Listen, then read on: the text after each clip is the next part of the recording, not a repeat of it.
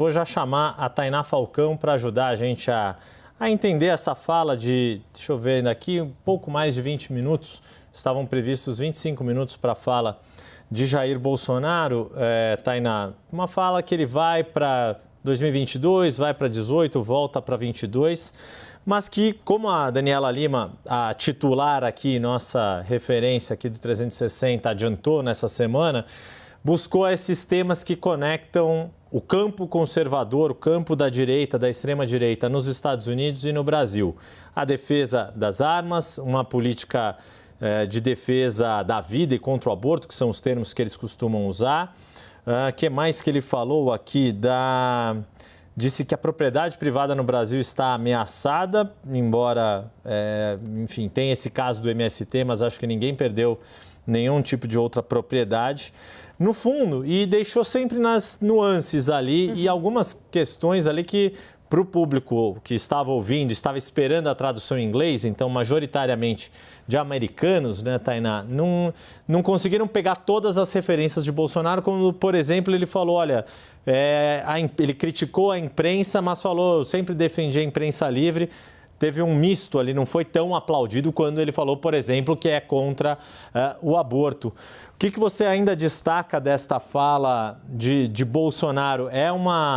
É quase uma defesa saudosista do próprio governo? É uma tentativa estratégica de se conectar com Donald Trump, esperando que ele seja o candidato do Partido Republicano? E é importante só fazer uma ressalva rápida. Este evento tem uma divisão no Partido Republicano. O governador da Flórida, Ron DeSantis, que é o desafiador, né, o desafiante de Donald Trump nas primárias republicanas, não esteve neste evento. O que te parece? É uma tentativa de Bolsonaro manter essa conexão com Donald Trump à espera de que isso possa render frutos aqui no Brasil? Olha, Yuri, eu acredito que sim. Me chama a atenção, antes de mais nada, a performance do ex-presidente Bolsonaro, né? A gente vê um Bolsonaro muito diferente daquele que deixou o Brasil. Eu posso até dizer que seria um Bolsonaro reabilitado, né, Yuri? Porque ele parece um apresentador mesmo num palco de auditório. O media training deve ter funcionado muito bem ali, porque ele está muito à vontade falando com aquele público. Agora, o discurso, sim, o discurso traz mais do mesmo, são falas recorrentes já nos discursos dele enquanto presidente.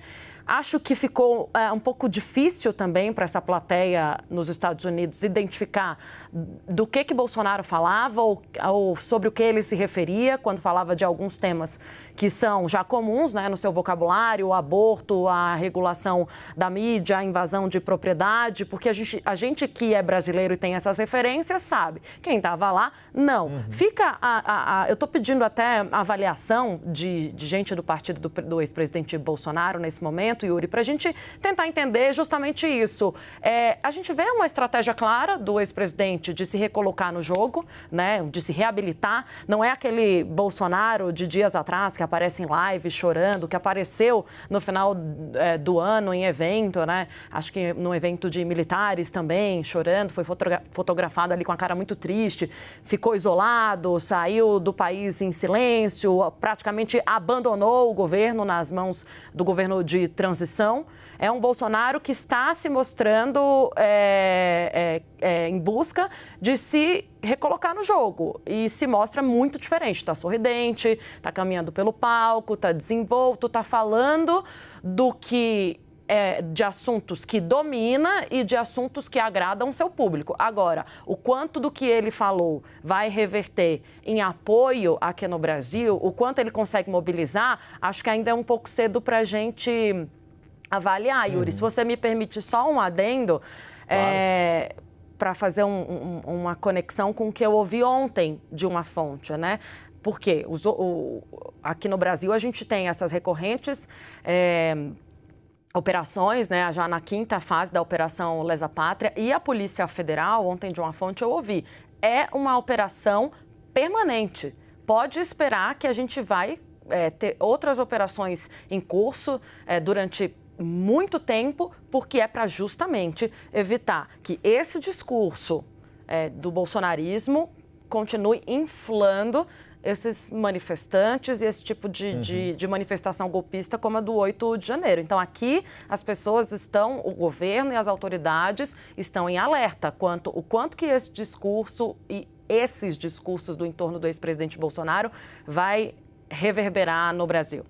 Pois é, você falou dessas dois pontos que eu acho que é importante, né? O 8 de janeiro, e você mencionou, a Operação Lesa Pátria, é uma operação permanente de investigação que procura, vai atrás dos organizadores, dos financiadores do que aconteceu no 8 de janeiro e, obviamente, Bolsonaro não fez nenhuma menção ao 8 de janeiro de 2023, como muito provavelmente Donald Trump não deve fazer menção ao 6 de janeiro de 2021, ao que aconteceu, a invasão e o atentado ao Capitólio, que levou à morte de algumas pessoas lá nos Estados Unidos. Aqui no Brasil ninguém morreu, mas dezenas de pessoas, centenas de pessoas foram presas e as sedes dos 3 poderes, ao contrário do Capitólio, foram alvo de muito intensa violência e vandalismo por quem acreditava que seria possível dar um golpe de Estado.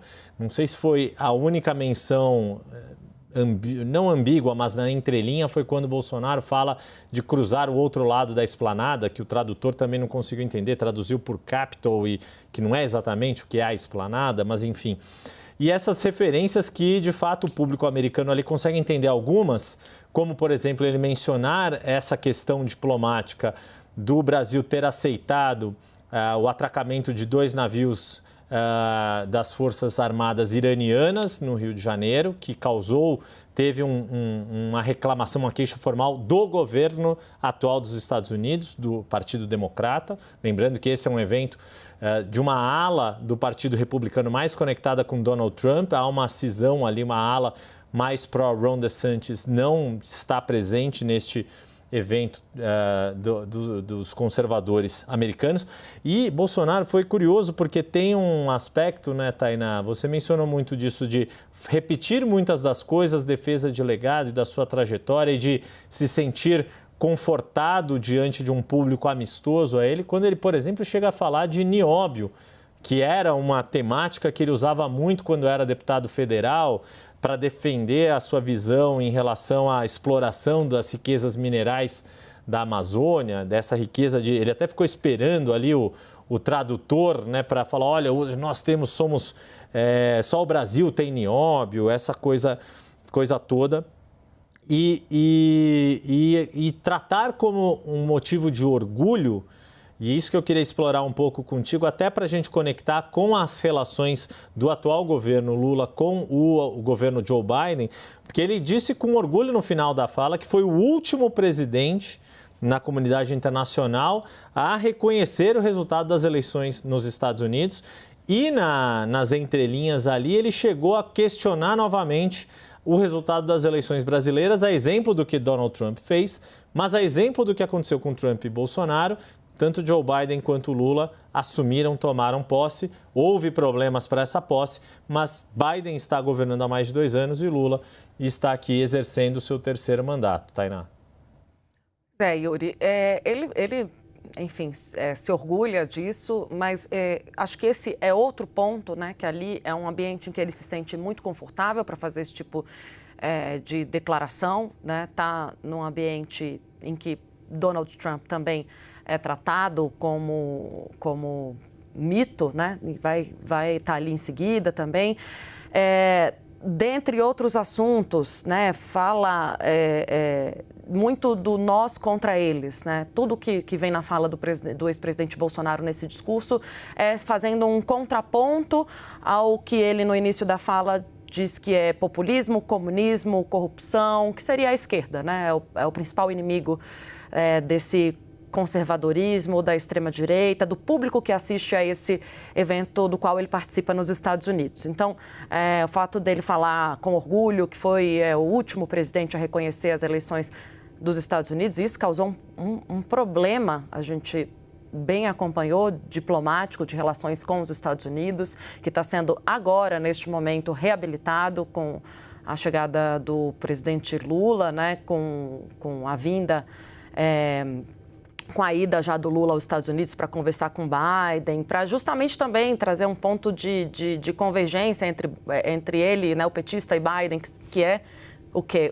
Os atos de 8 de janeiro e o que aconteceu no Capitólio, né? Então, são duas conexões distintas que acontecem ao mesmo tempo, é Biden e Lula de um lado, Trump e Bolsonaro do outro. Agora, o que me chamou a atenção foi logo na abertura também, Yuri, quando o Bolsonaro fala que essa missão não acabou, né? Mais uma vez, nas entrelinhas, mas o que eu entendo dessa missão é que ele vai continuar se colocando como um contraponto, não sei com qual vai ser a dimensão do apoio que ele vai ter do seu partido, dos bolsonaristas, daqueles que ainda acreditam no seu legado. Isso, depois dos atos golpistas, mais uma vez, a gente pode imaginar que tenha diminuído, né, por conta dessa força com que a Polícia Federal tem agido em relação a essas manifestações e a essas ameaças, mas ele já, no início da fala, já demonstra qual é a estratégia nesse momento, que é continuar falando sobre o seu legado e se apresentando como contraponto ao governo atual. Muito embora tenha chamado a atenção, né, Yuri? A gente conversava aqui, trocava, enquanto ele falava, um pouco de percepção sobre a fala do ex-presidente, tenha chamado a atenção o fato dele não mencionar o presidente Lula, não menciona Lula, faz uma menção ali enviesada a ex-presidente Dilma, e quando fala de pontos dos quais ele discorda, não deixa muito claro sobre o que ele está falando, né? Talvez a ideia seja justamente essa, deixar esse cenário um pouco nebuloso, né, Yuri? Tem muita margem para interpretações, né? E o discurso de Bolsonaro sempre foi narrativas, muito Yuri, como eles gostam de falar. Exato, as narrativas elas não são necessariamente lineares e de forma proposital, que dá um certo espaço. Acho que tem 2 pontos do que você colocou agora, que é a própria postura de Bolsonaro em relação ao 8 de janeiro. Ao mesmo tempo em que ele diz que não concorda com o vandalismo, no próprio dia 8 de janeiro, a gente lembra que ele fez uma postagem dizendo que, na visão dele, vandalismo é coisa da esquerda, mas o que a gente viu foram os apoiadores de Jair Bolsonaro fazendo o que fizeram nas sedes dos 3 poderes da República. Ao mesmo tempo que ele condena o vandalismo, ele faz uma defesa das pessoas que estão presas e não foram presas a esmo na rua. Eram pessoas que ou foram presas em flagrante no Supremo Tribunal Federal, no Palácio do Planalto, no Congresso Nacional, no próprio dia 8, ou pessoas que se refugiaram no acampamento diante do quartel-general do Exército na manhã do dia 9, e que só não foram detidas e removidas na própria noite do dia 8, porque houve toda aquela situação com o Exército e a Polícia do Distrito Federal e o então interventor federal na segurança pública do Distrito Federal, aquela história que a gente conhece bem e que quem nos acompanha aqui na CNN diariamente sabe do que a gente está falando. Agora, tem um outro aspecto que acho que vale a gente explorar um pouco, dessa que ele mencionou en passant ali, de forma meio rápida, que e ele até frisou ali, fez uma expressão mais firme ali, a Amazônia é nossa, né? Reafirmando esta visão da soberania nacional em relação à Amazônia e dizendo, né, convido todos aqui a visitarem a Amazônia, e aí sobrou para nós de novo.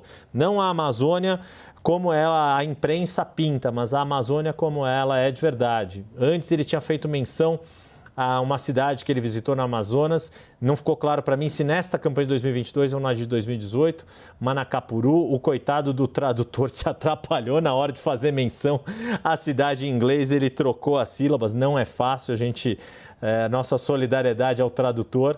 Agora, que é também tentando fazer essas diferenças dele com Lula, dele com o atual governo, e tentando criar uma conexão com os apoiadores de Donald Trump e do Partido Republicano nos Estados Unidos. Mas, de novo, uma referência que não foi tão direta. A gente aqui no Brasil acho que entende mais o que ele quis dizer em relação à Amazônia do que os americanos, que para os americanos conservadores, a agenda da Amazônia não é tão presente no debate político deles quanto é para os integrantes do Partido Democrata que apoiam Joe Biden, Tainá. Yuri, eu acho que ele trouxe muitos assuntos, né? Foram 20 minutos de fala, abordou muitos assuntos, mas de uma forma muito genérica, como a gente vem contando aqui para o nosso público que está acompanhando a CNN, que não pôde acompanhar agora há pouco ao vivo o discurso do ex-presidente. Falou sobre a Amazônia, que talvez, de fato, concordo com você, seja talvez o tema de menos curiosidade ou de menos interesse de quem estava lá acompanhando a fala do ex-presidente. Mas sim, a gente entende por que ele fala disso, porque foi um tema que gerou muito embate durante toda a sua gestão pelas recorrentes informações que a gente trazia aqui em relação aos recordes de desmatamento e a negligência mesmo como um todo em relação à condução da política ambiental na gestão passada, né? Agora, ele vai pincelando, né? Por isso que me chama a atenção a desenvoltura, e eu brinquei que ele fez um media training, né? Já desde a campanha, o ex-presidente tem se saído melhor ali nas falas. Esse é um assunto super controverso. Desculpa te interromper, né, Tainá? Esse é um assunto super controverso. Se tem ou não tem media training, ele não gosta, ele gosta, ele faz. Mas ele se preparou, obviamente ele se preparou. Tanto que quem o aconselhou a falar de alguns temas como liberdade de expressão, controle das redes sociais, a questão aí do terrorismo, fazendo essa associação com a questão dos navios do Irã, é claro que ele ouve conselhos e usa esses aconselhamentos, essas consultorias na hora da fala, né, Tainá? Desculpa a interrupção.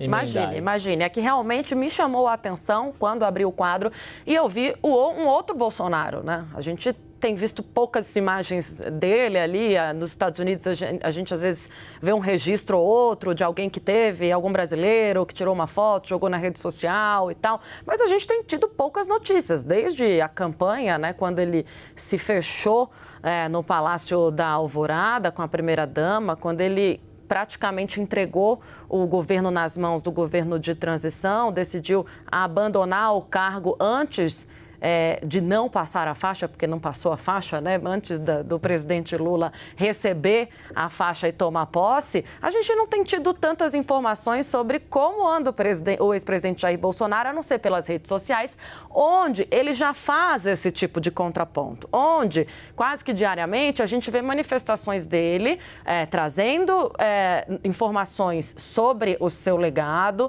e tentando fazer um contraponto ou críticas ou diminuir, ainda que também sem fazer um embate direto, mas se colocando contrário ao que está sendo decidido nesse governo. Você vê, ele mesmo falou, olha, esse governo, a primeira coisa que fez quando tomou posse foi rever vários decretos meus e tal. Então, é esse discurso que ele mantém, é isso que me parece que é a estratégia dele enquanto liderança conservadora. Agora, a gente não sabe ainda, né? Quando que ele volta, que cargo que ele assume quando voltar e qual vai ser a força de Bolsonaro quando voltar ao país. Se ele vai conseguir de novo